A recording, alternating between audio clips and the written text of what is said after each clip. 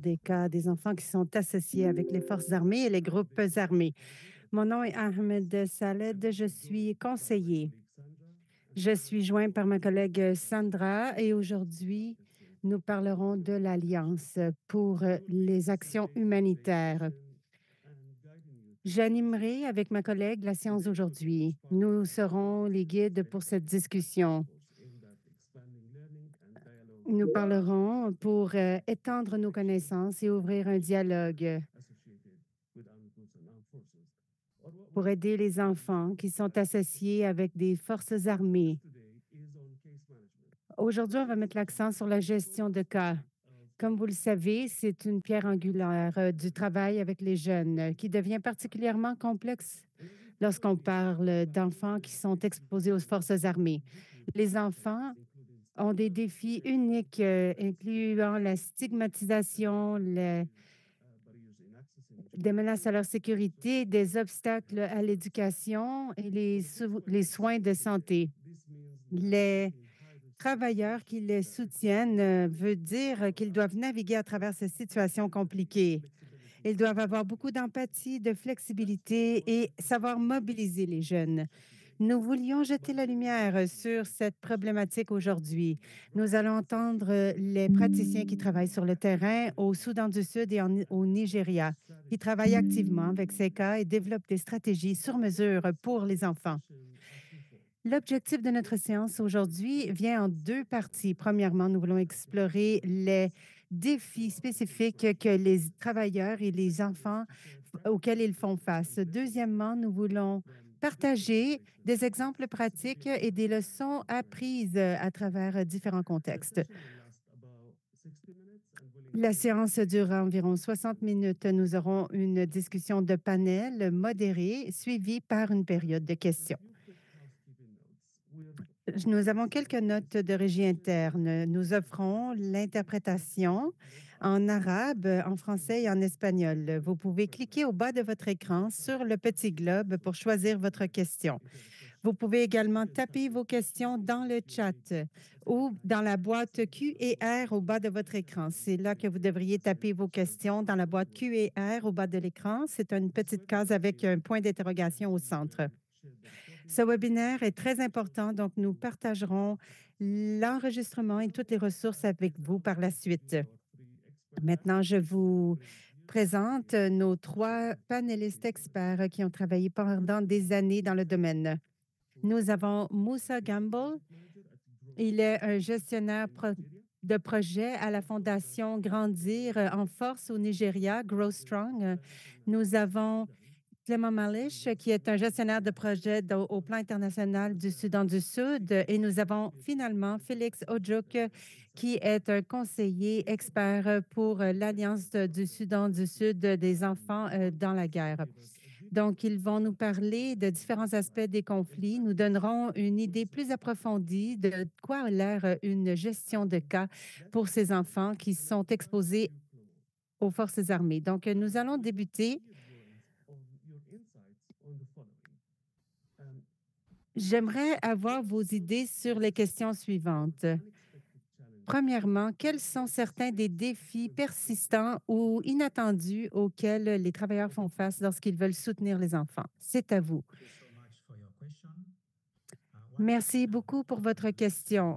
Mon nom est Malish Clément Jacob. Je travaille pour Plan international du Sud-Soudan, du Soudan du Sud, en tant que gestionnaire de projet. Donc, les travailleurs de cas, bien sûr, font face à un bon nombre de défis lorsqu'ils désirent soutenir les enfants. Nous avons des défis continuels et aussi des défis inattendus, ponctuels. Donc, j'aimerais vous parler de ces défis un par un. Premièrement, au niveau des défis persistants, nous avons la stigmatisation et l'acceptation sociale qui est un problème. Donc, les enfants vont faire face à de l'ostratisme social et nous travaillons avec la communauté pour les réintégrer. Ceci mène à des sentiments de honte, d'isolation, peut mener à la dépression également. Dans certains endroits au Soudan du Sud, les CAFAC font face à la discrimination au niveau des services. qui fait en sorte que c'est difficile pour les travailleurs de cas de coordonner les services pour les CAFAG. Nous avons également, nous faisons face à des problèmes de santé mentale. Certains travailleurs de cas ne n'ont pas la formation nécessaire pour fournir le soutien mental nécessaire. Il peut y avoir des troubles d'anxiété, des troubles de stress et de panique. Il faut connaître les interventions culturellement appropriées aussi. Les familles ont aussi des contraintes au niveau de ressources. Ils ont un manque de ressources financières et de ressources humaines. Il y a, il doit y avoir des programmes complets pour soutenir les CAFAG et remplir les attentes. Au sud du Soudan, d'avoir un travail durable difficile et ils ont pu joindre des groupes de survivants.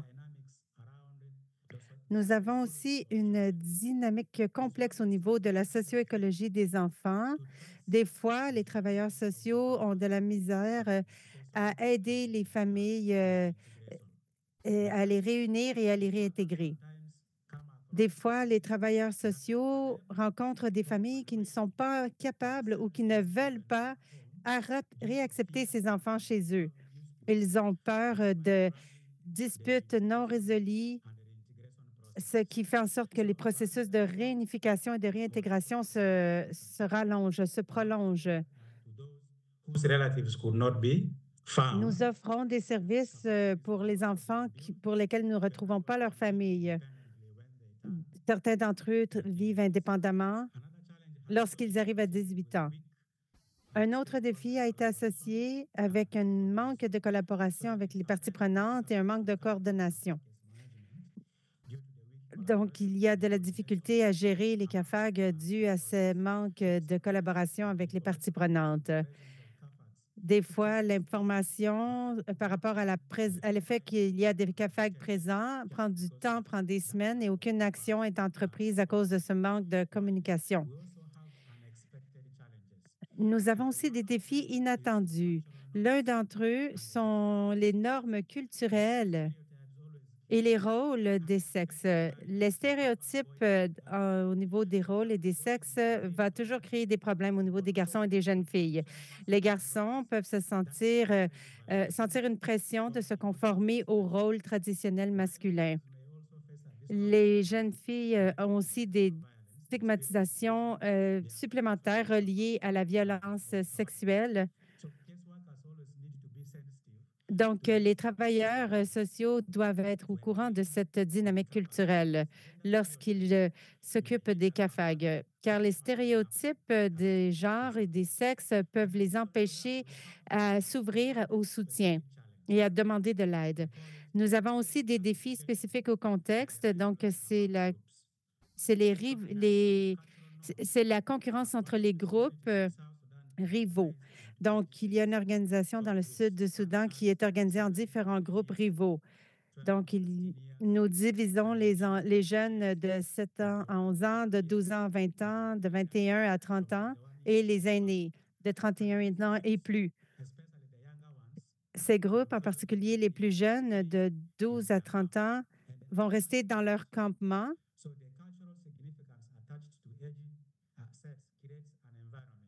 Donc, la signification culturelle crée un environnement où il y a une concurrence pour la dominance, la domination et le respect. Ils vont souvent se mettre au défi, ils vont défier d'autres groupes et cela mène à des conflits. Ils se battent pour la puissance et la reconnaissance dans leur communauté. Ceci fait en sorte que c'est difficile pour les travailleurs sociaux de se mobiliser avec ce genre de groupe car ils peuvent être accusés d'être des espions pour un autre groupe.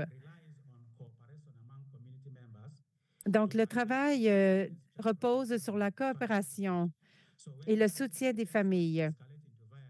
Lorsqu'une tension peut escalader vers la violence, ça devient de plus en plus difficile pour les travailleurs sociaux de fournir les interventions nécessaires. Un It is autre défi a tout à voir avec les barrières politiques. Cela crée des défis supplémentaires pour gérer les cas. Lorsqu'un site n'a pas été désigné par le gouvernement comme étant une zone CAFAG. Ceci rend difficile d'adresser les besoins spécifiques des CAFAG et cela peut délayer les accès à des services nécessaires ou empêcher la protection juridique de ces enfants. Nous avons de plus en plus une dynamique changeante au niveau des conflits. Ces conflits changeants font en sorte que les travailleurs sociaux doivent s'ajuster continuellement. De nouveaux conflits peuvent survenir ou des conflits existants peuvent évoluer, ce qui a un impact sur la disponibilité des ressources et aussi une disponibilité d'accès aux travailleurs sociaux. Donc, il y a des groupes de services pour les enfants dans Upper Nile, au sud du Soudan, dû à la tension qui augmente entre les parties pour l'entente 2018 et l'affiliation à l'opposition. Je crois que mon collègue Ojo peut vous confirmer cela. Il y a également un manque de coordination entre tout le monde. Alors, ces défis multiples font en sorte que c'est un défi pour les travailleurs sociaux de faire de la gestion de cas avec les CAFAG. Merci beaucoup, Ramon. Vous avez couvert beaucoup de défis. Ceci ne fait que confirmer que ce besoin pour ce webinaire était nécessaire et c'est définitivement important de parler de ça. Évidemment, les défis auxquels les travailleurs sociaux font face à travailler avec les enfants sont beaucoup plus complexes et très différents que dans d'autres contextes. Vous avez parlé de plusieurs de ces défis. Certains d'entre eux ne sont pas nécessairement reliés à la CAFAG. Par exemple, la détresse psychosociale, les difficultés psychosociales peuvent aussi être partagées par des enfants qui sont des survivants de violences sexuelles seulement ou qui ont été séparés de leurs parents. Mais c'est des cas presque uniques aux enfants. C'est pas unique seulement aux enfants de CAFAG. Vous avez mentionné aussi quelque chose au niveau de la stigmatisation grave. La stigmatisation a un impact sur les enfants, mais est-ce que cela se répand aussi sur les travailleurs sociaux qui travaillent avec eux? À cause des défis multiples et l'environnement dans lequel les travailleurs sociaux ne peuvent même pas gérer eux-mêmes ces cas. Ça peut créer beaucoup de stress pour le travailleur aussi, étant donné que l'environnement où les CAFAG n'ont pas de service à cause de certaines choses qu'ils ont fait dans le passé. La façon que la communauté les perçoit comme des démons. Et ceci fait en sorte que c'est difficile pour le travail social. Ceci retombe sur les épaules du travailleur social. En tant que travailleur social, vous êtes supposé vous assurer que l'enfant qui est sous votre responsabilité passe à travers les étapes de la gestion des cas et obtient les services dont il a besoin pour qu'il puisse être réintégré dans la communauté et puisse vivre une vie digne. Mais si l'enfant a des difficultés, pensez-vous, qu'est-ce que vous pensez qu'il va arriver? Le travailleur social va prendre ça sur lui. Il devient responsable. Il est vu comme s'il n'atteignait pas les objectifs qu'on lui avait fixés. Alors, c'est de la stigmatisation et de la détresse pour le travailleur social aussi. Merci. Merci beaucoup. Pour revenir à l'identification de ces enfants CAFAG, vous avez parlé de défis d'avoir accès à ces enfants ou de les identifier. Alors, habituellement, comment est-ce que les travailleurs sociaux identifient ces jeunes et qui joue un rôle dans l'identification ou dans le référencement de ces enfants? Dans le contexte du Soudan du Sud, comme les enfants séparés et d'autres enfants vulnérables, pardon, et les CAFAG sont identifiés avec des réseaux d'identification basés dans la communauté et aussi avec les autorités locales. Donc, ces parties prenantes jouent un rôle important pour identifier et pour référer les cas de CAFAG aux ressources, incluant plan national, plan international. Il y a aussi des soins pour la famille, la réunification et le processus de réintégration. Donc, lorsque nous recevons l'information concernant un cas de CAFAG, un travailleur social est assigné par plan international pour documenter le cas et de gérer le cas, incluant le retracement de la famille et la réunification. Après avoir établi une fondation pour que le travailleur social puisse prendre en charge le dossier avec le gestionnaire de projet et le spécialiste CPRI. Donc, les travailleurs de cas, dans notre contexte, n'approchent pas les enfants CAFAG directement, comme pour d'autres cas de vulnérables, sans avoir eu une mobilisation à plus haut niveau avec les leaders de la communauté ou les autorités. À cause de la sensibilité d'un CAFAG, il est impératif que les mobilisations à haut niveau se produisent rapidement. Et une fois que l'organisation et le gestionnaire de l'organisation prend le cas et assigne un travailleur de cas, c'est par la suite que nous allons introduire ce travailleur de cas à toutes les entités significatives. Maintenant, le travailleur a une belle fondation pour commencer son travail. Versus si on commence à faire un suivi sur un cas de CAFAG sans travail préalable, ça peut être un risque. Ça peut représenter un risque. Donc, nous identifions et nous gérons les cas de CAFAG. Alors, ça commence à plus haut niveau et ensuite, ça découle jusqu'au travailleur de cas et c'est là qu'il prend le dossier. Il prend le dossier quand l'environnement est sécuritaire. Merci. Merci beaucoup, Malish. Ceci démontre à quel point le processus est complexe. Vous venez d'ajouter une autre couche de complexité. Ceci démontre également à quel point les enfants CAFAG sont vulnérables et à quel point ils sont isolés des soins et de l'aide. Et ce n'est pas facile pour eux d'avoir accès à l'aide aussi facilement que d'autres enfants vulnérables. Merci beaucoup. Ça nous ouvre réellement les yeux. Je vais passer à ma dernière question pour vous. Quel genre de menaces ou d'intimidation, selon votre expérience, quelles menaces et quelles mesures d'intimidation vos travailleurs de cas ont vécu avec leur travail et comment assurez-vous la sécurité et le bien-être de ces travailleurs qui font ce travail difficile et sensible, comme vous l'avez décrit? Oui, les travailleurs font face à des menaces. Certaines d'entre elles sont des menaces physiques. Certains travailleurs peuvent avoir des menaces directes physiques et un potentiel d'être kidnappés par des membres de ces groupes qui opposent les efforts de réintégration des enfants. Alors, ils s'opposent à ces efforts. Nous avons également des comportements agressifs. Les enfants CAFAG ont toujours des comportements agressifs et des fois envers les travailleurs sociaux dans certains cas, car même eux-mêmes ne veulent pas que quiconque les voit de cette façon. Dans certains cas, ils vont l'accepter car ils connaissent les circonstances sous lesquelles ils ont été recrutés. Mais dans d'autres circonstances, ça devient une culture et c'est là que ça pose un défi pour ces enfants. Dans la plupart des cas, ils ne veulent pas être appelés des CAFAG. Ils veulent être appelés des kidnappés. C'est quelque chose de très complexe. Nous avons également des rétroactions de la communauté. Dans certains lieux, les travailleurs peuvent faire face à de l'hostilité de la part de la communauté à cause que les enfants de CAFAG ont fait de mauvaises choses. Alors, ils ont peur d'avoir des retours à cause de cela. Donc, ils ont peur.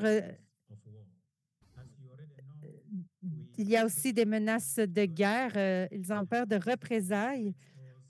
Comme vous le savez, nous avons de UCXOs, des IRW partout. Donc, les travailleurs sociaux doivent avoir accès à des zones rurales, à des villages pour répondre aux besoins. Donc, il y a une menace d'ingérence, de mort, de détresse psychologique, même de mouvements restreints qui peut avoir un impact négatif sur la capacité d'un travailleur social de performer son travail. Nous avons aussi de la stigmatisation de la part d'autres membres de la communauté. Les travailleurs peuvent vivre de la stigmatisation dans des communautés à cause qu'ils soutiennent les CAFAG ou des fois, ils sont vus comme étant des personnes négatives dans la société. Donc, ceci fait en sorte que ça met notre travailleur social à risque. Alors, comment peut-on s'assurer du bien-être de ces travailleurs sociaux? Always did is we Ce que adhere nous faisons, c'est que nous avons des protocoles de sécurité.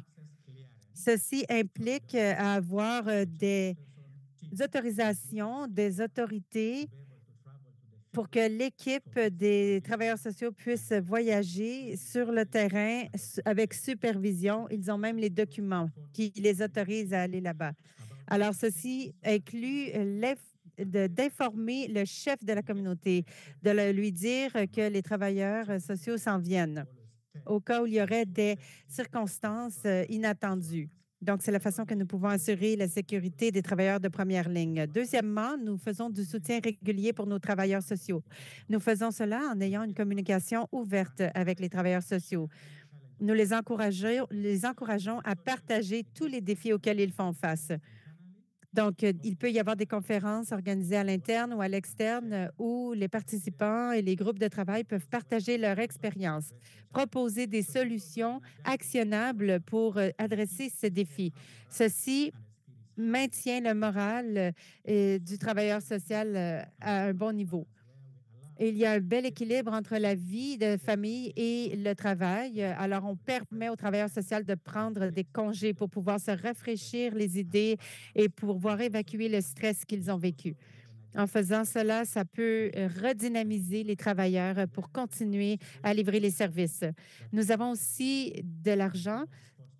Nous avons des motivations financières. Nous envoyons des chèques de soutien. Donc, avant d'aller sur le terrain, nous collectons de l'information des gens sur le terrain avant de partir en voyage. Donc, nous faisons de la collecte de données, de la collecte d'informations pour minimiser les risques.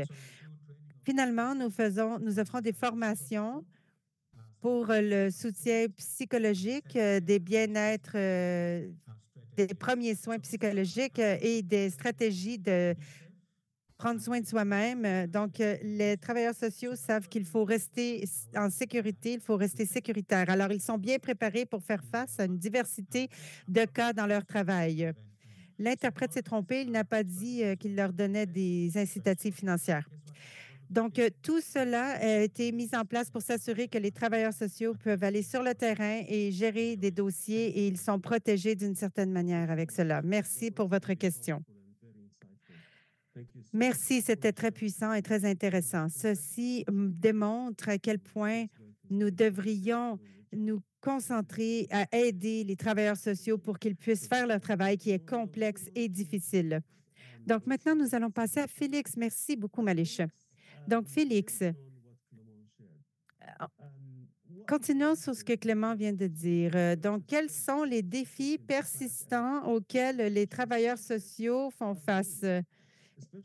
Et quelles sont les choses dont on a besoin? Quelles sont les compétences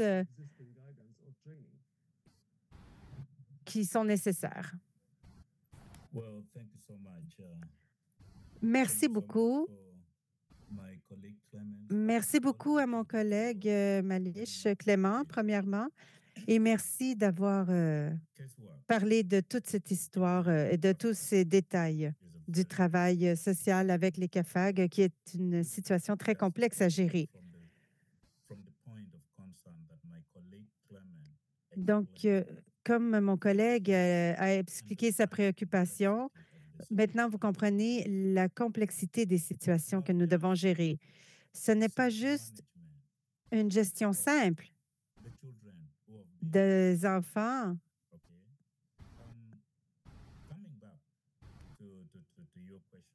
Donc, revenons à votre question. Premièrement, Les CAFAG incluent les garçons et les filles. Souvent,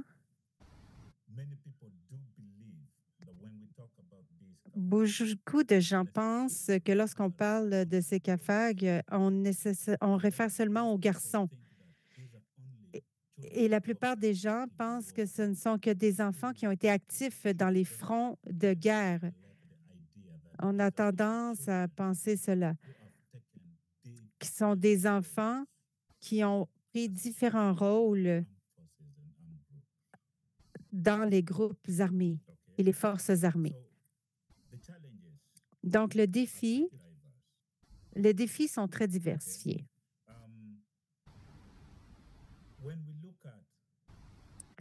Lorsque nous regardons, premièrement, le risque en termes de sécurité, le travailleur social opère dans des zones de conflit. Ils font face à des menaces de groupes armés.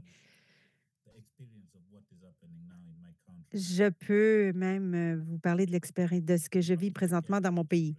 Vous devez prendre soin des enfants, mais vous devez également prendre soin de vous-même en tant que travailleur social. Donc, vous gérez vous-même et vous gérez le client aussi. Ceci est quelque chose que nous devons gérer. Et ensuite, en tant que travailleur social, vous faites des actes humanitaires. Vous prenez en considération la vie de l'enfant que vous essayez d'aider. Et dans ces situations, vous mettez également votre vie en jeu. L'autre point, c'est des contraintes. Souvent, les travailleurs sont limités dans leur accès aux ressources et aux services disponibles qui pourraient les aider dans leur travail. OK? Donc, les ressources nécessaires pour une gestion saine des cas ne sont pas là. Et comme mon collègue Clément l'a mentionné, nous devons dépendre de structures communautaires existantes. Donc, quand on parle des compétences essentielles nécessaires pour être un travailleur social, pour les pays comme le Soudan du Sud, par exemple, je dirais même l'Afrique, la conscientisation culturelle est l'une des compétences qu'on attend d'un travailleur social. Quand on regarde un pays comme le Soudan du Sud, il y a 4 ou 5 groupes ethniques différents, des pratiques culturelles diverses. Pour être un bon travailleur social et de gérer les choses de façon appropriée, vous devez être très sensible aux nuances culturelles. Ceci va vous aider dans la compréhension des coutumes locales et des pratiques culturelles qui sont diversifiées selon les cultures et les histoires culturelles. L'autre compétence, c'est la résolution de conflits. En tant que travailleur social, ils ont besoin de cette compétence pour être médiateur et résoudre des conflits dans les communautés. Le travailleur social est un point central car d'autres communautés regardent la CAFAC comme étant les criminels. Ils les voient comme étant des tueurs.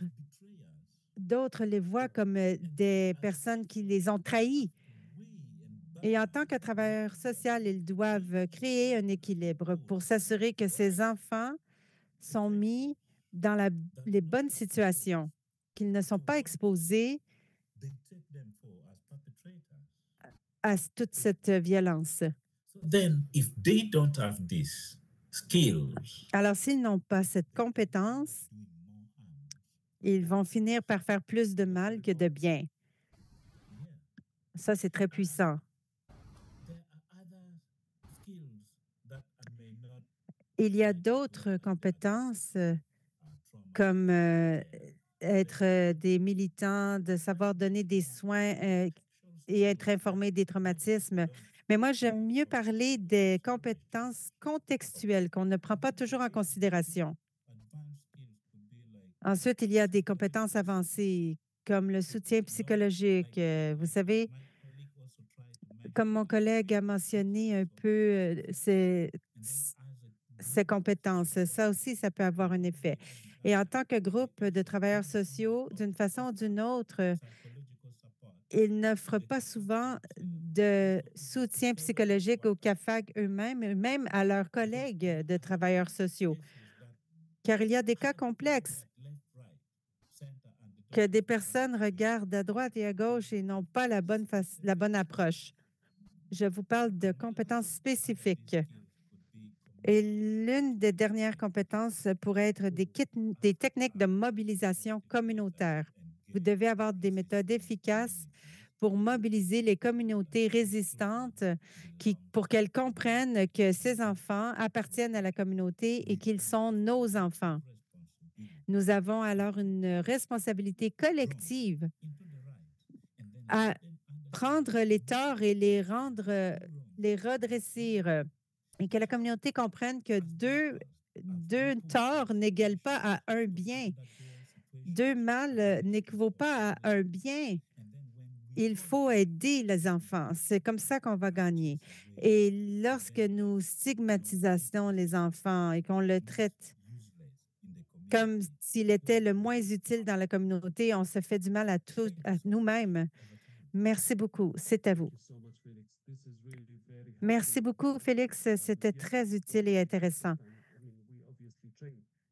Bien sûr que nous formons les travailleurs sociaux sur le travail et sur les problèmes socio-économiques, mais rarement nous allons les former sur la mobilisation communautaire et comment gérer la stigmatisation. C'est quelque chose que nous n'incluons pas tout le temps dans la formation de nos travailleurs sociaux. Donc, nous devons y porter attention. Comme vous l'avez mentionné, nous ne voulons pas créer plus de tort que de bien pour ces enfants. Ceci ne fait que démontrer le niveau de complexité lorsque nous gérons ces enfants.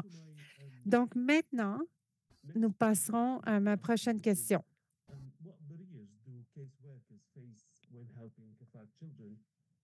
Quand les travailleurs sociaux aident les enfants à avoir accès à des services comme des services éducationnels, de santé ou de soutien psychosocial, est-ce que les services sont prêts à les recevoir? Et comment est-ce que vous gérez la situation lorsque ces services ne sont pas accessibles aux CAFAG? Ils pourraient être accessibles pour d'autres enfants, mais pas pour les CAFAG. Est-ce qu'il y a des alternatives? S'il y en a ou s'il n'y en a pas, quelles seraient vos suggestions pour combler cet écart? Are subjected to various Les barriers. travailleurs sociaux font face à différents obstacles. Premièrement, je parlerai de défis au niveau de l'infrastructure. Nous n'avons pas des installations appropriées pour les soins de santé. Nous avons un accès limité à des écoles. Mais ça, c'est en général, n'est-ce pas? Je voulais savoir un peu plus précisément si on peut parler des défis qui sont spécifiques aux enfants CAFAG. Oui, nous savons que les services d'éducation ne sont pas optimaux, sont limités dans certains contextes, mais on veut mettre l'accent sur les défis auxquels sont exposés les enfants CAFAG. Well, I think if I heard you well, and then we were talking about challenges. OK, on parle de défis auxquels font face les enfants CAFAG. Oui, c'est ça. Les enfants CAFAG sont susceptibles d'être devant différents défis. Premièrement, les défis culturels. Certaines cultures s'attendent à ce que les enfants continuent de faire partie des guerriers. Ceci veut dire qu'ils sont susceptibles d'avoir des associations continuelles avec les groupes armés, pas juste des gangs aléatoires dans la communauté ou dans les villes.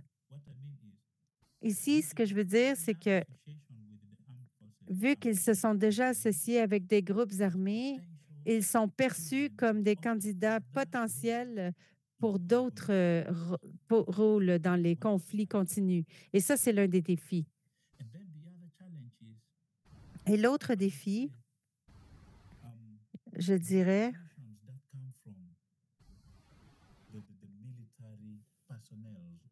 c'est la motivation des leaders militaires ou du personnel, les militaires, qui donnent de l'information erronée.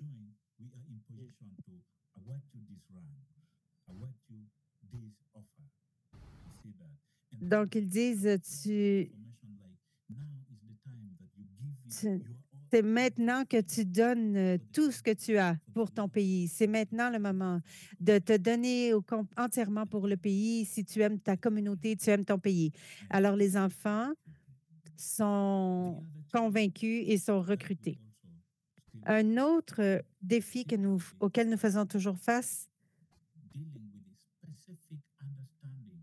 c'est de gérer certaines compréhensions spécifiques des communautés. Il y a beaucoup de choses qui ont été faites pour soulever la conscientisation des communautés avec des différents dialogues, mais nous devons comprendre que les enfants font face à des défis d'être acceptés dans la communauté.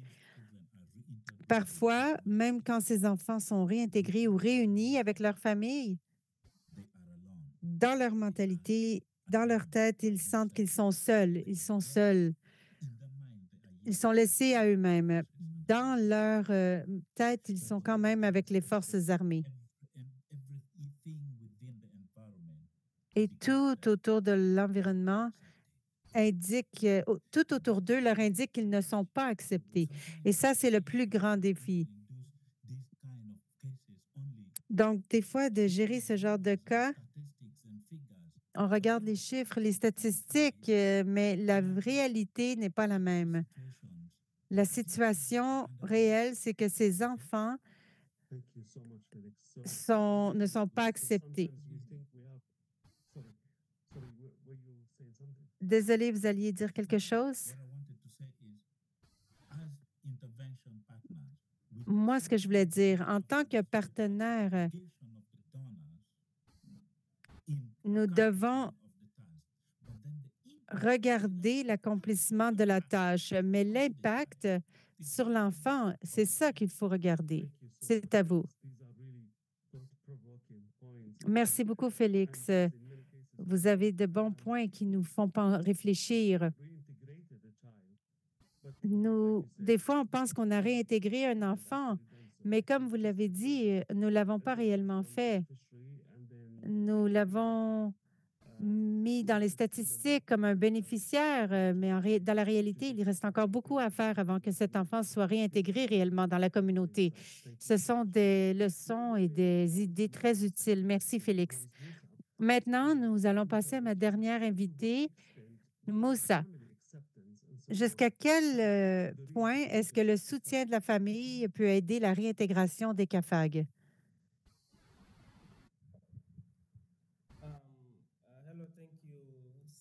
Bonjour, merci Salim. Merci de m'inviter. Comme vous le dites, nous n'avons pas beaucoup de temps, alors j'ai résumé cette discussion importante. Votre question, c'était jusqu'à quel point est-ce que l'acceptation de la famille et la séparation peuvent aider à la réintégration, c'est ça? Oui.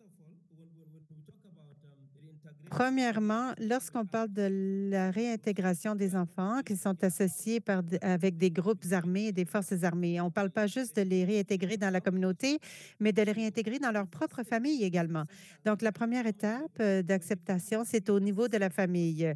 Quand la famille accepte la personne, finalement, ça ouvre les portes pour que la communauté puisse leur faire confiance encore une fois. Personne ne serait confortable de faire confiance à quelqu'un qui n'est pas, en qui sa famille n'a pas confiance. Donc, premièrement, il faut encourager le sentiment d'appartenance. Ils sentent l'amour de la famille et ils se sentent valorisés aussi, que leur famille plaide pour eux. Donc, cela sera complémenté aussi par le soutien de la communauté. Donc, ça donne confiance à la communauté de pouvoir participer dans l'acceptation de la réintégration de l'enfant. Et ça peut encourager la guérison. Donc, le fait que la famille accepte l'enfant encourage la guérison du traumatisme psychosocial et de la détresse qu'ils ont vécu. Vous ne savez pas qu'est-ce qu'ils ont vécu. Par exemple, au Nigeria, la plupart des enfants associés à des groupes armés sont sauvés par les forces ou s'ils sont chanceux, ils peuvent se sauver. Certains de ces enfants sont nés dans les bois. Donc, ça fait plus de 13 ans qu'il y a des confirmés. Donc, pour nous, c'est plus difficile de réintégrer les jeunes filles plus que les garçons dans ce contexte. La raison est simple. C'est parce que vous trouvez quelqu'un qui a été kidnappé dans sa communauté, il a été marié à 3 ou 4 personnes différentes. Et quand elle revient à la communauté, elle revient avec 3, 4 ou 5 enfants. Ça complique les choses parce que ces enfants sont un rappel de ce qu'elle a vécu. Donc, la famille accepte leur fille et vont rejeter les enfants parce qu'ils veulent juste leur fille. Ils ne veulent pas les enfants qui sont nés. Donc, ces enfants sont des victimes de circonstances. Troisièmement, ça encourage l'intégration des enfants. Donc, si les jeunes sont acceptés par leur famille, quand la famille les accepte, les soutient, les valorise, ça donne confiance à la communauté de dire, OK, leur famille a confiance en eux, donc nous, en tant que communauté, nous pouvons leur faire confiance aussi. Donc, avec les CAFAG, c'est c'est plus difficile pour les jeunes filles. Il y a des circonstances où la famille a rejeté leur fille parce que la fille a refusé de rejeter ses propres enfants. Elle a dit, tu rejettes, tu peux pas rejeter juste les enfants, les deux sont rejetés. Donc, il faut des endroits où on est capable d'accommoder les CAFAG, les TONIS et des partenaires humanitaires qui peuvent venir et soutenir, apporter beaucoup de soutien. Donc, sur cette question, je vais arrêter ici et je vais vous laisser la parole. Merci. Si on revient à la stigmatisation ou à l'ostracisme et la résistance communautaire, quels sont les outils que vous avez utilisés pour surpasser ou pour vaincre cet ostracisme? Premièrement, nous avons ce que nous avons appelé des comités de protection à l'enfance dans la communauté, donc les CPCC. Ce sont des groupes de personnes incluant des leaders religieux, des leaders communautaires, des leaders pour les jeunesses et d'autres influences et parties prenantes. Donc, vous pouvez les contacter au niveau de la communauté pour mobiliser la communauté, pour accepter le projet de réinsertion sociale. Donc, il faut identifier les cas de CAFAG. C'est eux qui le font en premier. Ensuite, ils deviennent des ambassadeurs pour ces enfants. Les travailleurs sociaux et les travailleurs auxiliaires sont formés pour savoir comment faire de la réintégration sociale ainsi que de la gestion des coûts et de soutien au niveau de la sensibilisation de la communauté. Et ensuite, les séances avec les parents. Donc, vous ciblez les parents et vous les sensibilisez à la crise et au conflit. Ça ouvre des portes pour qu'ils comprennent qu'il y a encore un espoir que leurs enfants vont revenir à eux. Donc, les enfants, lorsqu'ils reviennent, les parents sont déjà au courant de la situation. On les a sensibilisés en amont. Nous avons vu de belles histoires à succès où les parents ont accepté leurs enfants, certains d'entre eux les soutiennent, les aident à avoir des services spécialisés, des endroits qui sont propices pour les enfants. Donc, les enfants reviennent graduellement à leur état mental normal. Donc, beaucoup de sensibilisation, c'est l'une des stratégies. D'aider les parents, c'est une autre stratégie. Des activités qui sont propices pour les enfants, ça aide beaucoup. Donc, bien sûr, du soutien psychosocial et plus important encore, la mobilisation de la communauté, c'est la clé parce que ça apporte tout l'équilibre dans l'équation. Lorsqu'une situation où il y a des leaders communautaires, des personnes qui ont de l'influence et du pouvoir peuvent parler aux parents et ils peuvent rassembler tout le monde avec le parent et la communauté. Donc, c'est un travail fait entre les travailleurs sociaux, les parents, la famille et la communauté et les leaders. Donc, nous avons le comité CBC qui identifie les enfants qui sont... Donc, les travailleurs sociaux sont référés au comité de CBC avant de réintégrer un enfant. Donc, au début, c'est beaucoup plus difficile. Mais une fois que la sensibilisation est faite, les gens comprennent que c'est des enfants qui ont besoin d'amour, ont besoin de soins. Et tout ça prend du temps. Merci. Merci beaucoup. Pensez-vous que la sensibilisation, de travailler avec des comités et des structures communautaires pourrait aussi aider euh, rencontrer les besoins en termes de services. Donc, les enfants ont difficilement accès à l'éducation, aux services et des soins de santé. Et j'ai raison. Le défi, c'est par rapport au type de service. Par exemple, au niveau de l'éducation, l'école elle-même, dans certains cas, peut rejeter cet enfant parce que ce n'est pas tout le monde qui dit, OK, on est à l'aise avec cette personne. Il y a un niveau de manque de confiance. Cette personne est partie dans l'armée et elle revient. On ne connaît pas ses vraies intentions. Est-ce qu'il travaille encore avec eux? Est-ce que c'est une personne qui revient comme un espion? Donc, il y a des défis là. Il y a aussi l'ostracisme à l'intérieur de ses collègues, de son groupe de collègues. Donc, l'exclusion sociale, ça devient une partie du problème. Si quelqu'un est complètement ostracisé dans les soins de santé, il ne pourra pas avoir accès aux soins de santé.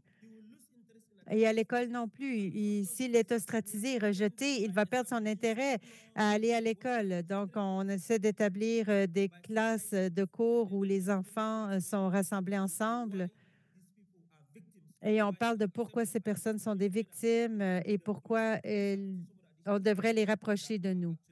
C'est une autre des stratégies qui est utilisée, en plus de plusieurs autres stratégies qu'on fait continuellement. Merci. Merci beaucoup, Moussa. C'est de très bonnes idées, très bonnes informations par rapport aux défis spécifiques auxquels les enfants CAFAG font face. Et par extension, les travailleurs sociaux font face à ces mêmes situations en travaillant avec ces enfants. Donc, il y a beaucoup de défis auxquels font face les travailleurs sociaux pour aider les enfants à avoir accès aux services, c'est ça? Oui, oui, c'est ça. Donc, ce n'est pas pareil que pour les autres groupes d'enfants. Pouvez-vous répéter, Salim? Ce n'est pas pareil pour les autres groupes d'enfants. Par exemple, pensons à la santé. Pensez-vous que c'est difficile pour ces enfants d'avoir accès à des services de soins de santé? Oui, le défi, quand ça vient à l'accès aux services de soins de santé, c'est qu'il n'y a pas de partenaire de protection de l'enfance qui donne des services de soins de santé.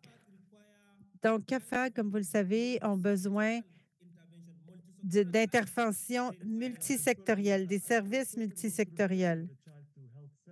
Non, je parlais de référer l'enfant à des services de soins de santé. Lorsque vous les référez, les services ne les acceptent pas?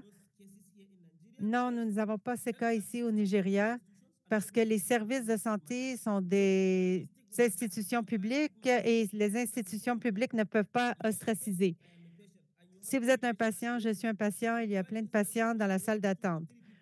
S'il y a une ou deux personnes qui connaissent la personne, ils savent c'est qui et d'où ils viennent, c'est là qu'il peut y avoir un problème, dans la salle d'attente.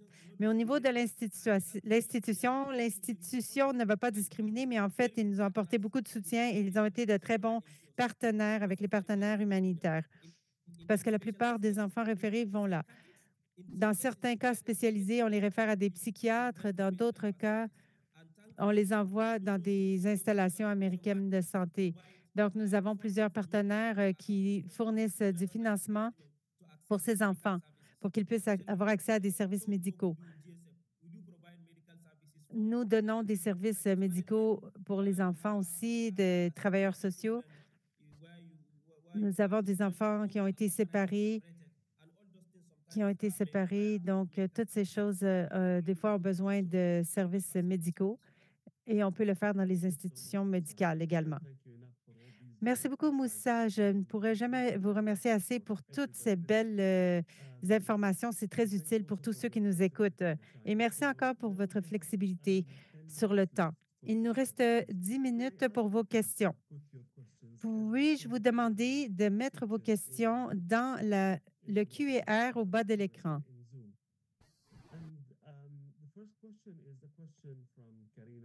La première question vient de Karina. Elle demande, pouvez-vous nous dire l'âge des enfants CAFAG impliqués dans les services? C'est une question pour chacun d'entre vous. Je vais commencer par vous. Quelle est la gamme d'âge d'enfants qui sont soutenus par vos services? L'âge déterminé, c'est de 5 à 18 ans. Au Nigeria, la question, quels sont les âges habituels, les âges les plus courants? Comme nous le savons, certaines des stratégies utilisées par les groupes armés, c'est de recruter des adolescents qui n'ont pas un contrôle complet de leur cerveau. Ils sont facilement manipulables.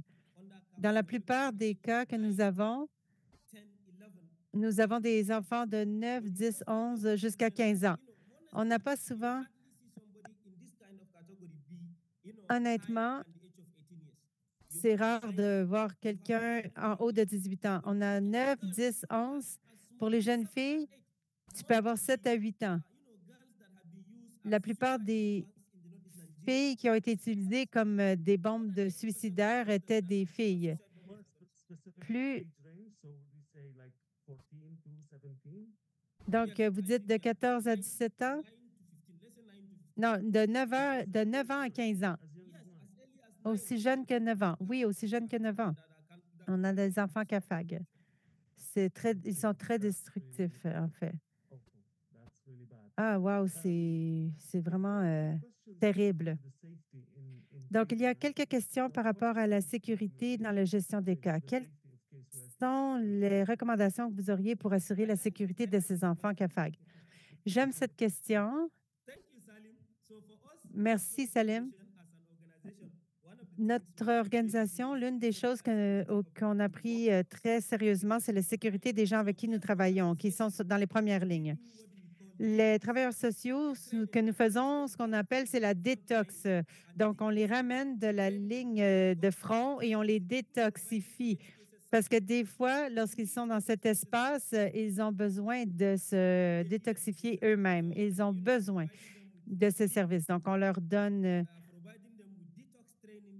des formations de détoxification et on s'assure que nous avons un officier désigné qui les aide avec leurs plaintes et leurs problèmes. En tant que travailleur social, vous voulez parler à quelqu'un, nous avons des gens pour vous soutenir. Et nous avons aussi un docteur qui travaille avec nous également, qui nous écoute et qui leur offre du soutien psychosocial. Nous avons également une formation de sécurité après 2 mois. Donc, après 3 mois, nous avons la formation PLC aussi. Donc, la formation sur la sécurité, c'est après les 2 mois. Et avant de les déployer, on s'assure aussi que nous avons la situation courante de la communauté dans laquelle nous les envoyons. Donc, on s'assure d'avoir toute l'information nécessaire. Merci. Merci, Moussan. Clément a mentionné aussi beaucoup de stratégies pour gérer les risques et assurer la sécurité. Il a parlé de formation sur la sensibilisation culturelle, la résolution de conflits et aussi de faire des vérifications de sécurité dans des lieux avant d'envoyer les travailleurs. Je crois que c'est des éléments essentiels, Also getting the permission from des the aspects très importants et aussi d'obtenir l'information des autorités et de la communauté, d'avoir une certaine acceptation de la part de la communauté avant de commencer à faire de la gestion de cas pour ces enfants. C'est important, ça contribue à la sécurité de ces travailleurs sociaux. Donc, merci à tous. Je passe à une autre question. Bien sûr, Félix et Malish Clément, vous pouvez y répondre. question. It's not context specific. The Ce n'est question pas is, spécifique au contexte. La question, comment est-ce que la qualité des services de gestion de cas peut être améliorée, étant donné que souvent les travailleurs sociaux ont des qualifications limitées pour avoir une gestion efficace des besoins complexes de ces enfants. Donc, vu qu'il y a des qualifications limitées, le travail est très demandant. On doit admettre que ce n'est pas tous les travailleurs sociaux qui ont ce niveau de qualification. Alors, comment est-ce qu'on peut améliorer cette situation? Alors, Salim, je vais laisser mes collègues répondre. Maybe if I can come in. Si je peux répondre? Oui, s'il vous plaît. Mention this a little clearly Malish Clément l'a mentionné clairement au début. at the beginning. He made mention that if it's possible, Si c'est we possible, routine capacity building to our caseworkers. nous devons faire des renforcements de capacités routiniers pour nos travailleurs sociaux. Pourquoi on fait ça? C'est pour s'assurer que nous utilisons leur niveau de compréhension et qu'étape par étape, nous ajoutons des connaissances qui peuvent les aider à élargir leur approche et à mieux comprendre la gestion de cas. Une autre chose qu'on peut faire, c'est de toujours faire relier avec la communauté au niveau régional, mais même au niveau mondial. Ils ont beaucoup d'informations qui peuvent aider le travailleur social mieux comprendre comment gérer certaines approches ou certaines situations difficiles. Donc, c'est l'obligation des gérants et des superviseurs de contextualiser certaines de ces approches. Alors, quand on fait cela, ça va les aider à améliorer leur niveau de compétence et leur connaissance. Et comme ça, ils seront mieux équipés. Merci. Merci, Félix. C'est très utile. Yeah, if I can also add, when I was speaking, I talked about a context-specific situation of Donc, lorsqu'on parle, on parle d'une situation de contexte spécifique. Toujours ce qui arrive ici, c'est que dans ce lieu, to the age group of 12 to 16. donc si je regarde le groupe de 12 à 16 ans, Someone who is below my age. je ne vais pas écouter quelqu'un, je ne peux pas écouter quelqu'un qui est moins vieux que moi. Donc, dans ce cas-là, lorsqu'on recrute des travailleurs sociaux, il faut aussi être conscient des catégories d'âge.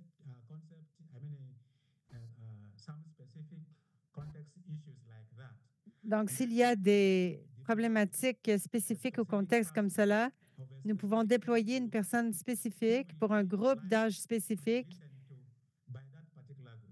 et qu'il sera respecté et écouté par ce groupe.